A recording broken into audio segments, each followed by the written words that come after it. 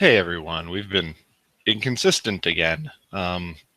Just feeling a little busy lately and have, as a result, not taped. Part of it is that I haven't even had my office at work. It's been being renovated, or rather shrunk, I suppose. My office was very large and we split it in half, but as a result I wasn't in my office, so I couldn't record at lunch and stuff like that without feeling kind of weird. So that took me out of it a little bit. But the good news, yesterday we were able to get a 9-6 and play perfect defense.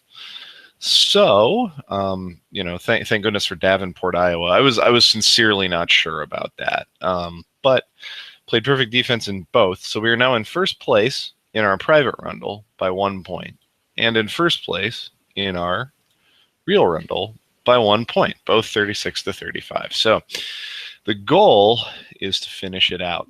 So let's see what we can do today. Okay. The Venus Rosewater dish is a platter nearly always referenced in indirect association with what London district, where it resides on a permanent basis? Indirect association.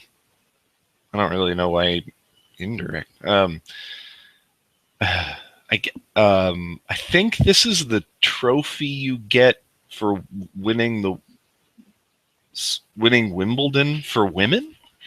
So Wimbledon is a district of London, I think. I don't think he's tricking us there. I don't know why it's indirect association though. I would think it's directly associated with the championships of Wimbledon. I guess those aren't directly associated with Wimbledon because that's not what they're called or something. I don't know. That's kind of weird.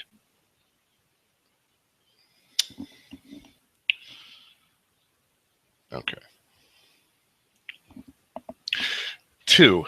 This is a promotional photo featuring characters from what TV drama series? Click here. Okay. Well, the good news is that I am a fan of John Hodgman. And the other good news is that I recognize Ashley Johnson when I see her. The second person from the left in this whole photo is Ashley Johnson, who used to be on Growing Pains. Is that the right one? Anyway. Yeah. So anyway, John Hodgman, though, appears in this show a couple times called Blind Spots. So I believe it's about a woman who has amnesia and all these tattoos all over her, which is totally in no way similar to the premise of Memento. Anyway, I'm pretty sure that's correct. So yes, Blind Spots. I think it's with an S. So hopefully, if it's Blind Spot. Yeah, good deal. All right, question 3. With what musical instrument related to the trumpet and resembling it, but producing a mellower and darker sound with a more conical bore, is the artist Chuck Mangione most closely associated? Well, at this point, this came up in the...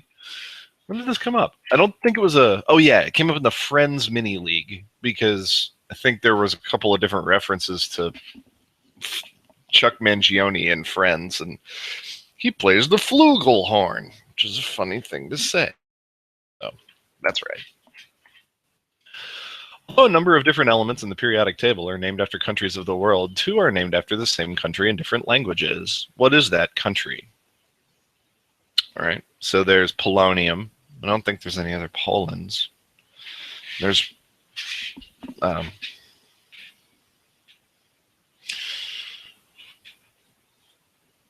francium. There's several of these. I think thulium is named after a place. I don't know if it's a region or a specific city in Latin or whatever, but it's not something that we think of. And there's I don't know, Americium, but there's not really a name for America in other languages that makes any sense. Gallium. Oh, yeah, gallium and francium. So the country is France, I suppose. Yeah. I trust Thorsten that there's not a second group. And even if there is, he'll figure it out. All right. The Golden Spike event in Promontory Summit, Utah in 1869 completed the United States' first transcontinental railroad, bringing face-to-face locomotives from two railroad companies. Name either of these companies. The two enterprises federally chartered to construct the eastward and westward lines. Okay. Well, the good news here is I just know it. That is the Union Pacific and the Central Pacific. So Union Pacific is one of them. All right. Question 6. The provocative can-can dancer Jean Avril, La Mélinite, was a frequent subject and companion of what French post-impressionist? All right. Well, there's not a ton of knowable. I mean, there's lots of post-impressionists. There's not so many that get asked on a regular basis, and the one who's most closely associated with this kind of culture is Toulouse-Lautrec. I believe, yeah, I mean, he painted can-can dancers. It's pretty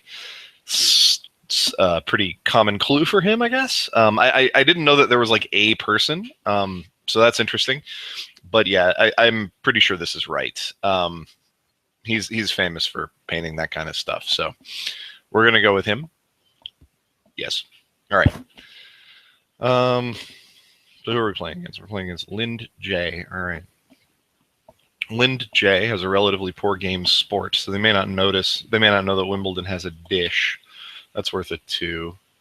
Their television is poor. I don't think Blind Spots is very popular. Like, if they have a 47% on television, I feel like I can 3 this. And I feel like I can 2 some Flugelhorn. Yeah, okay. France, very guessable. American history, 75%. They'll know one of those 2. And then Toulouse-Lautrec, even with 48%, I mean, I feel like these 3 are harder than Toulouse-Lautrec in a weird way. I mean, it's possible they missed that too. I don't know. I mean, I just don't like any of these for a 1 against this distribution. It's a really lousy distribution for them because they've, like, almost none of their best categories came up except for American history. And then they don't get to stunt because it's not that hard of a question. So anyway, then Andy Kravis. I feel convinced Andy Kravis will know Union Pacific and Central Pacific and Toulouse-Lautrec and France. I mean, these all seem, gettable or guessable. Blind Spots is the best shot I have. 80% television, and he may not watch it. He probably knows it anyway. He definitely knows the tennis. I mean, this is even, arguably, I should put a 2 on France and a 1 on... He loves tennis. So arguably I should put a 2 on France just because that maybe he'd miss it. Like you're going through and you're like, oh, maybe you think you have germanium and then something else that's Germany. Like, and then you just stop. That's possible. And Flugelhorn for 2, which I think he will get. So might end up with a tie there in my private rundle. That's okay. He's the person in second place. So did we get them all? Yes, we did. All right. Blind Spot. Uh-oh. Uh-oh. Man, I really thought that was plural. That stinks. Hopefully this is within the realm of stuff Thorsten will accept anyway. On Jeopardy, they wouldn't. A lot of formats, they wouldn't. I feel like Thorsten may be generous here. I feel a little bad about it. I really, I've never seen an episode of it. I just knew that Hodgman was on. I really thought it was with an S. Is it really not?